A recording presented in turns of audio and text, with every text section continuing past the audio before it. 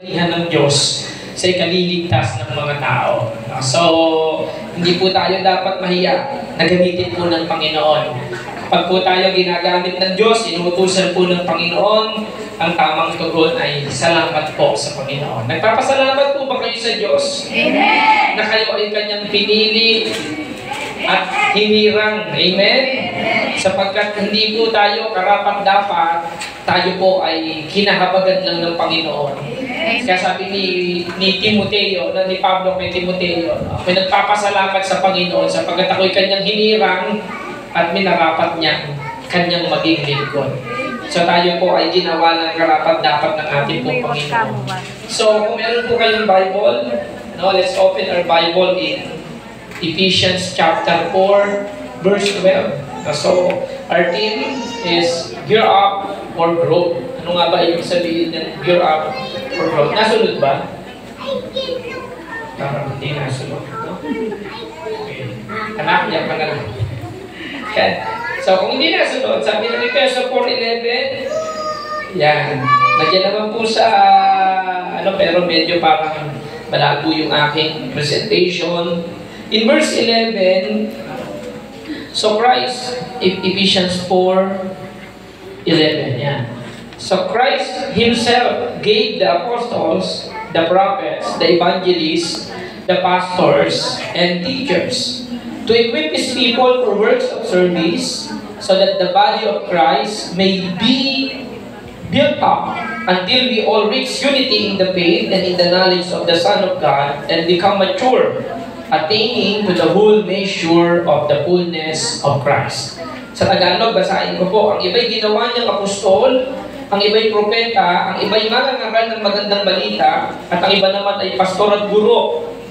Ginawa niya ito para ihanda sa paglilingkod ang mga pinabanal at para lumago at maging matatag sila bilang katawan ni Kristo.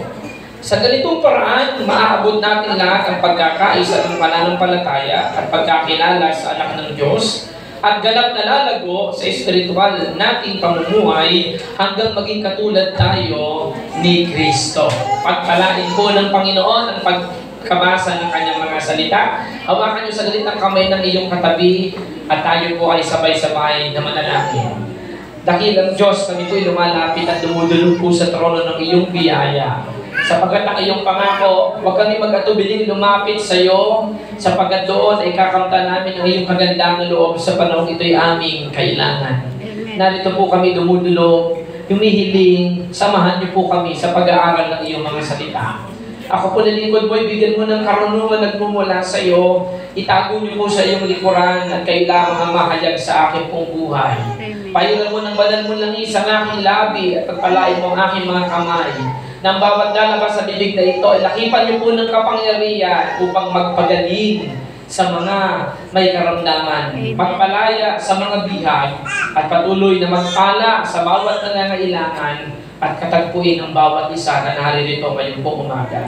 Dalangin ko po, O Diyos, malayang kumilos ang iyong banal na Espiritu at walang ibang pangalang maitataas, kundi ang pangalang nakatitig lamang sa lugar na ito. Mababa ang iyong lingkod at mataas ang iyong pangalan. Maluwalhati ka sa aming kalagitnaan. At sila ng mga pumarito sa iyong pangalan ay magbubiguin. Sa halip kami umaasa, O Diyos, na ang bawat isa ay iyong kakatagpuin. Patuloy pupuluin mo ang bawat kanilang mga sisidlan, Panginoon. At hayaan mo malayang kumilos sa aming kalagitnaan ng iyong banal na Espiritu. Marami pong salamat. Ito ang aming panalangin sa pangalan ng aming Panginoong Jesus. Ang lahat ko'y magsabi ng Amen. Muli palapakan natin ang aming Panginoon. Praise the Lord. Hallelujah. Gear up for growth. No po?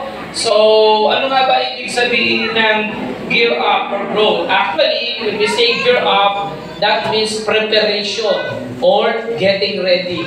Sabihin nyo nga po sa inyong katabi, are you ready? Are you ready? Wow! Alam niyo ba na napakahalaga ng preparation, ng paghahanda? No po? Alam nyo, bago ka maging isang guro, ay kailangan dumaan ka sa isang paghahanda. Kaya merong kurso na dapat mong i-take or kunin bago ka maging isang ganap na guro.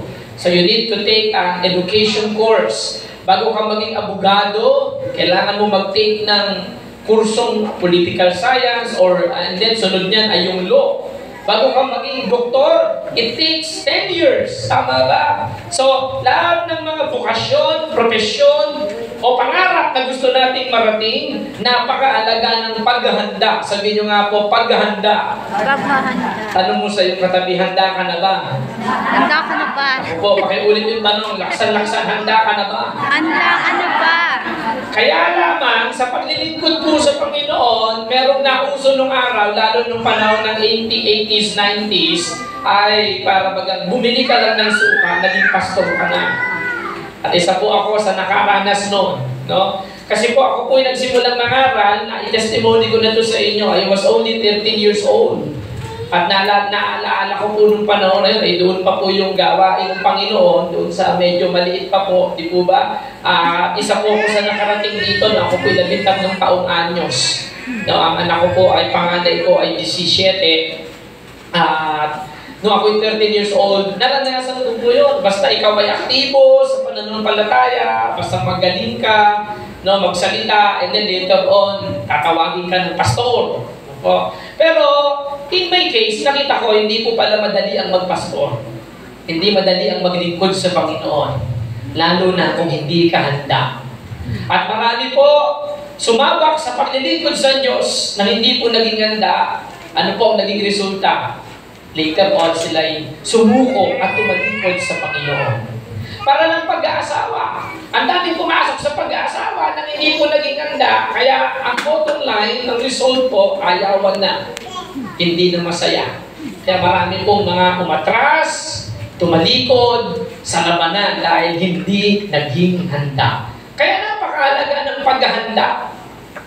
Are you with me? Amen! Ngayon po, inihahanda ang mga kabataan, ang bawat Pilipino, sa isang labanan kasi we don't know what will happen in the future. Maybe after 2 to 5 years, bali-balita po ang mga labanan at gera sa iba't ibang dako. That's why dapat tayo rin ay maging handa. Sabi ni General Luna, pray for the peace, but be ready for the battle. Manalangin kayo sa kapayapaan, pero maging handa kayo sa labanan. At kung inihahanda tayo physically, napakahalaga na tayo lalo ay maihanda spiritually. So preparation is very important. Are you ready? Are you prepared? Hello? Handa pa kayo? So, paano tayo naghahanda sa pagsamba sa ating Panginoon? Gabi pa lang, inihahanda na yung susuotin. Dapat gabi pa lang hindi nagpupuyat. Tama po ba? So, inihanda natin yung ating sarili. Gabi pa lang, nananalangin na tayo sa ating pagsamba. Alam niyo po ba na ang Panginoong Jesucristo, tayo rin ay inihahanda. Amen? So, next slides niya, Brother Ogo. Sabi rito, alam niyo ba, inihanda tayo sa paglago or handa tayo dapat sa paglago. Pero ano nga ba yung growth? Alam niyo ba that growth comes naturally? Everybody say, natural. Tingnan mo nga yung katabi mo, natural ba ang ganda? Gandang Vicky Guerrero yan. Hello, di ba gandang Ricky Reyes? So, alam niyo ba, ang paglago ay natural. Ibig sabihin ng natural, ano yan? Kusa. Tingnan mo nga yung anak mo, kahit di mo alagaan, di mo intindihin, bingo ka ng bingo, lumalaki. Di ba? Inom ka ng inom, no? Pero di mo na malaya ba? Binata na yung anak mo. Totoo po ba yun? So, ang paglaki, ang paglago ay natural. Pag hindi ka lumalaki, pag hindi ka lumalago, hindi yun natural. Kaya, special case yan. Stagnant, special case yan. Kasi ang common, lumalaki tayo dapat. Ang pangkaraniwan, ang natural, lumalago tayo dapat. Ang isang puno ay dapat yan ay nagbubunga, lumalaki. So growth is natural and also growth, next slide, sabi, is expected. So there is an expectations of growth. Yung anak mo ba na 1-year-old ngayon, after 10 years, expected nyo pa ba ganyan pa rin yan? Hindi. Ang expectations, lalaki yan, lalago yan. Hindi yan magiging tulad nung dati. Kaya inaasahan din sa ating buhay pananampalataya ang paglago. Meron po ba rito 5 taon ng Kristiyano? Mahigit. O naku, mukha atang mga 30 years na kayo. Sino rito 32 years ang church? 32 years na rin po siyang Christian na rin ito or mahigit. Aba, si Pastor Ramina pa, kilala ko naman talaga. Halataan naman talaga. Kasi bata pa ako, naririyan na sila. Pero, anong ini-expect natin? Kapag lumalaki at lumalago ang isang tao, nagbabago rin yung kanyang attitude. Nagbabago rin yung kanyang behavior, yung kanyang kilos. Totoo po ba to? So kung nung bata ka, gusto mo, kahit saan pumunta yung nanay mo, nandudun ka rin. Pupunta sa CR yung nanay, gusto nung bata, nandudun din siya. Umiiyak kapag iniiwan. After 10 years, 20 years, gano'n ka pa rin ba? Hindi na. Sagot po kayo, gano'n ka pa rin? Hindi na. Dati gusto nung bata kasama nung nanay, nung tatay, nung tumanda na, nung nag-13 years old, 15 years old, yung nanay at tatay gustong kasama yung anak, yung bata ayaw na. Meron na siyang ibang mundo. Hello, iba na ang gusto niyang makasama.